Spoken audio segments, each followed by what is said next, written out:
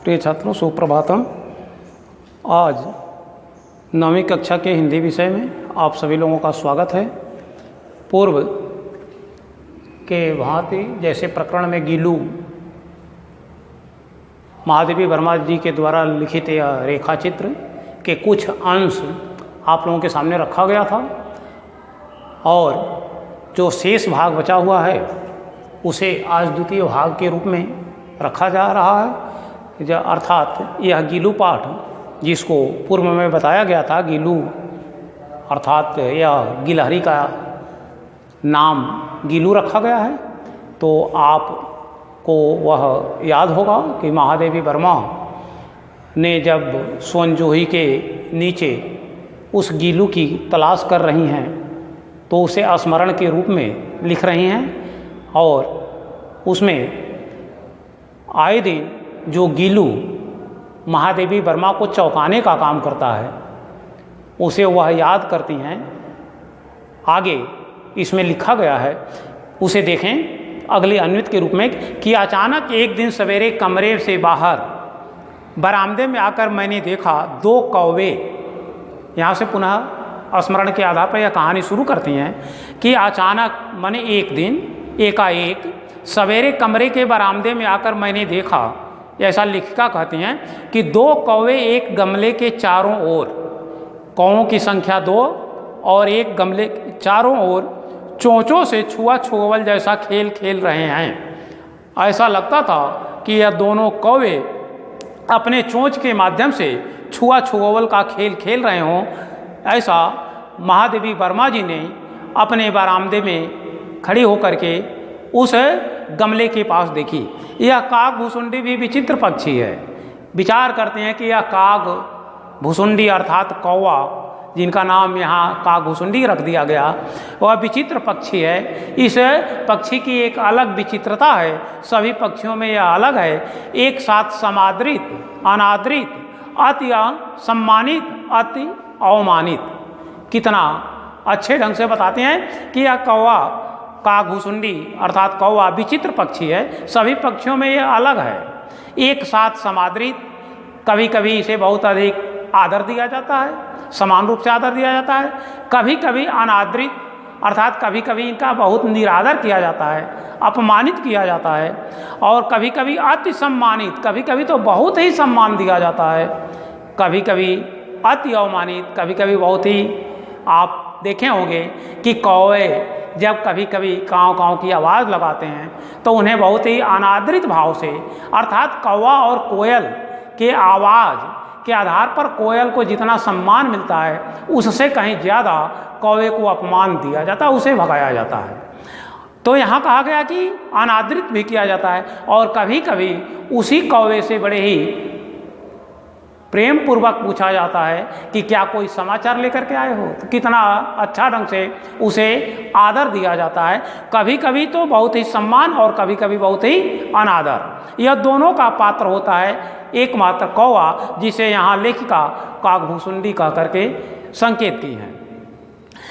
हमारे बेचारे पुरखे न गरुड़ के रूप में आ सके न मयूर के। कहते हैं कि कौवा यह पक्षी अपने आप में विचित्र और भी है। कारण इसका क्या है कि हमारे बेचारे पुरखे अर्थात जो हमारे पूर्वज हैं वह गरुड़ के रूप धारण करके है इस मृतलोक में नहीं आते, न मोर के रूप में आते, न हंस के रूप में। यह तीनों में से कोई रूप नहीं मिलता है। उन्हें क्या मिलता है? उन्हें पितर पक्ष में अर्थात हिंदू वो संस्कृति में पितर पक्ष, अपने पितरों को जल दे करके लोग तृप्त करते हैं, इसको कहा गया है पितर पक्ष, जो पूरे 15 दिन तक चलता है। और उसी पितर पक्ष की बात यहाँ कही गई है कि पितर पक्ष में हमसे कुछ पाने के लिए काक बनकर ही उत्तीर्ण होना पड़ता है, कि वह कौवे के रूप में आते हैं, अपने जो वंशज है उससे पिंड पाने के पितर पक्ष में उसे कुछ पाने के लिए कौवा बन करके आना ही पड़ता है। वहाँ उसे बहुत ही सम्मान मिलता है। इतना ही नहीं, हमारे दूरस्थ प्रियजनों को भी अर्थात जो काफ़ी दूर रहते हैं, हमसे दूर रहते हैं, विदेश प्रदेश आदि रहते हैं, तो वह प्रियजनों को भी आने का मधु संदेश, अभी मैंने बताया कि जब यह कोई सूचना लेकर के आते हैं तो इन्हें बड़े ही सम्मान के साथ इन्हें देखा जाता है, और वही कौवे मधु संदेश इनके कर्कश स्वर से ही, अर्थात कभी कभी कौवे के माध्यम से हमें यह संदेश का पता चल जाता है, उसके कर्कश स्वर में ही संदेश छुपा रहता है कि जो हमसे अलग रहने वाला, विदेश रहने वाला, परदेश रहने वाला व्यक्ति कौवे को भेजा है, जो यहाँ कोई न कोई एक अच्छा संदेश लेकर के आया है, तो उसे सम्मानित किया जाता है। दूसरी ओर हम कौवा और काँव काँव करने को अवमानना के अर्थ में ही प्रयुक्त करते हैं कि कौवे का बोलना, अर्थात कोयल और कौवे में कौवा सदैव अपमानित होता रहता है, जब वह काँव काँव करता है तो उसे अवमानना के अर्थ में ही प्रयुक्त करते हैं। यह बेचारा पक्षी अपने आप में विचित्र है, ऐसा लेखिका का अपना विचार है। मेरे काक पुराण के विवेचन में अचानक बाधा आ पड़ी, अर्थात इस प्रकार से कौवे की चर्चा मैं करते करते काफ़ी उसके विषय में चर्चा कर डाली, लेकिन एकाएक बाधा आई। वह क्यों आई? क्योंकि गमले की दीवार की संधि में छिपे एक छोटे से जीव पर मेरी दृष्टि रुक गई। उस गमले और कौवों के बीच, अर्थात गमले और दीवार के बीच में एक छोटा सा जीव था, और उस जीव को जब मैंने एकाएक देखा, मेरी नज़र उस पर पड़ी, तो मेरा यह काक पुराण जो था, अर्थात कौवे के विषय में जो अभी मैं चर्चा कर रही थी, वह एकाएक रुक गई और मेरी दृष्टि उस जीव पर पड़ गई। निकट जाकर देखा, काफ़ी समीप जाकर देखा, गिलहरी का छोटा सा बच्चा है। उन्होंने उस गमले और दीवार के बीच में देखा तो एक गिलहरी का बहुत छोटा सा बच्चा दिखाई दे रहा है, जो संभवतः घोंसले से गिर पड़ा है, और अब कौवे जिसमें सुलभ आहार खोज रहे हैं, शायद वह कौवे इसी प्रसन्नता के साथ उस गिलहरी के छोटे बच्चे को अपने भोजन के तलाश में लगे हुए थे, जिसे लेखिका अभी कुछ देर पूर्व ऐसा कौवों की छुआ छोवल, चोंच से छुआ छोवल की बात कही है। वह अपना सुलभ आहार खोज रहे थे कि हम लोगों का आहार यहाँ पड़ा हुआ है, और यह गिलहरी का बच्चा उस गमले और दीवार के बीच में चिपका हुआ है। काकद्वय की चोंचों के दो घाव उस लघु प्राणी के लिए बहुत थे। कहते हैं कि वह इतना, गिलहरी का बच्चा इतना छोटा था कि अगर दोनों कौवे अपने चोंच का प्रहार कर दिए होते तो शायद वह बहुत पहले ही, क्योंकि लघु प्राण उसका निकल गया होता, वह पहले ही मर गया होता, अतः वह निश्चेष्ट सा गमले में चिपटा पड़ा था, जैसे लगता था कि उसकी चेतना समाप्त हो चुकी है। उसमें वह निर्जीव प्राणी के बाद उसमें चिपका हुआ दिखाई देता था। सबने कहा कि कौवे की चोंच का घाव लगने के बाद यह बच नहीं सकता। जब मैं उस गिलहरी के बच्चे को बचाने की जो उपाय सोची, तो वहाँ उपस्थित सभी लोगों ने कहा कि यह कौवों के चोंच से घायल पड़ा हुआ है, यह कभी बच ही नहीं सकता है, अतः इसे ऐसे ही रहने दिया जाए, इसके विषय में न सोचा जाए और इसे छोड़ दिया जाए। परंतु मन नहीं माना। लेखिका कहते हैं कि मेरा विश्वास अभी नहीं हटा था। मुझे ऐसा लगता था कि यह बच सकता है। उसे हौले से उठाकर, अर्थात बहुत सावधानी पूर्वक धीरे से उठाकर अपने कमरे में ले आई, फिर रुई के रक्त पोंछकर घावों पर पेंसिलिन का मरहम लगाया, अर्थात उसकी शुश्रूषा करने लगी। कौन? लेखिका। क्योंकि लोगों के कहने में वह न आकर के अपने कर्तव्य का पालन करने लगी। उन्हें ऐसा विश्वास लगता था कि शायद यह जो घाव इसका है, वह इस दवा करने से, पेंसिलिन लगाने से घाव भर जाएंगे और यह बच सकता है। इस लघु प्राणी के प्राण को बचाना लेखिका अपना कर्तव्य समझती हुई अपने कर्तव्य का पालन करने लगी। रुई की पतली बत्ती दूध में भिगोकर जैसे तैसे उसके नन्हे मुंह में लगाई, अर्थात अब उसे भोजन के रूप में या दूध, रुई की बत्ती जो बनाकर हल्की सी बत्ती से दूध के 1-2 बूंद में उसे भिगोकर जैसे तैसे उसके छोटे से मुंह में लगानी पड़ी। लगाई पर मुंह खुल ना सका और दूध की दो बूंदें दोनों ओर लुढ़क गई, अर्थात एक बूंद भी दूध उस गिलहरी के बच्चे के मुंह के अंदर नहीं गया, बल्कि वह बाहर से गिर गया।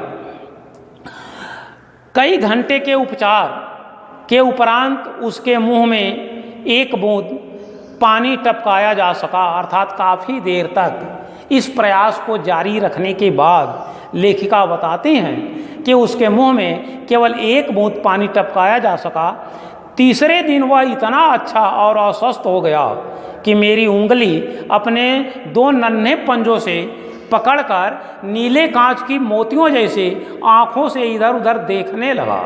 यह लेखिका के शुश्रूषा की प्रभाव था कि एक बूंद पानी पिला करके तीसरे दिन ही उस निर्जीव प्राणी जो निश्चेष्ट पड़ा हुआ था, ऐसे गिलू को अर्थात गिलहरी के बच्चे को उसने पानी पिला करके तीसरे दिन वह अच्छा करके अस्वस्थ हो गया कि मेरी उंगली वह अपने पंजों से, नन्हे छोटे छोटे पंजों से पकड़ने लगा और अपने आँखों को जो ठीक मोतियों जैसे, कांच की मोती अर्थात गोलियों जैसे, आप छोटे से कांच के गोली देखे होंगे, वैसे अपने वह आँखों को मोती जैसे आँखों को इधर उधर देखने लगा।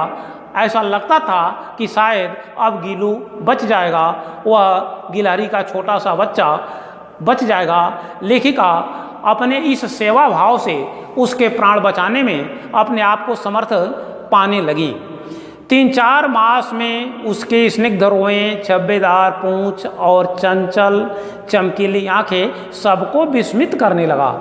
जिन लोगों ने पूर्व में इसे यह कह करके कि नहीं, यह कौओं के चोंच से घायल है, अब यह बच नहीं सकता, वह 3-4 महीने के बाद वही लोग उसे उसके स्निग्ध अर्थात स्वच्छ रोएं जो उसके शरीर पर आ गए थे, उसकी पूंछें जो झब्बेदार हो गई थी, उसकी आंखें जो चंचल बराबर एक तरफ से दूसरे तरफ चमकती दिखाई देती थी, वह सबको विस्मित करने लगी।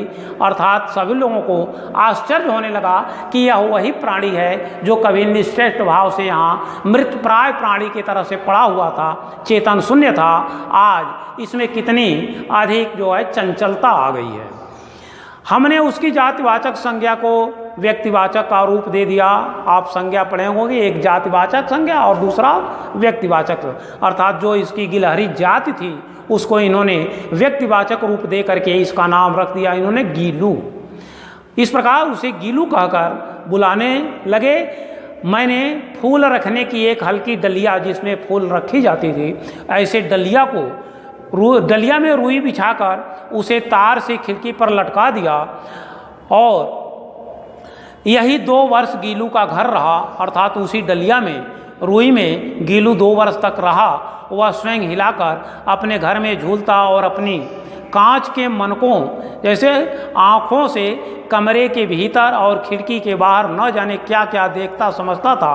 अर्थात उसके इस तरह के भाव को देख करके लेखिका बड़ा प्रसन्न होती थी कि वह पता न क्या क्या देख रहा है, क्या क्या समझ रहा है, परंतु उसकी समझदारी और कार्यकलाप पर सबको आश्चर्य होता था, क्योंकि वह कुछ अलग ढंग का उसका सामाजिकरण हो चुका था और अन्य गिलहरियों से वह भिन्न दिखाई देता था। इसलिए उसके क्रियाकलाप पर सभी लोग आश्चर्य हो जाते थे कि यह वही गीलू का बच्चा है जो कभी यहाँ से मरने को तैयार था।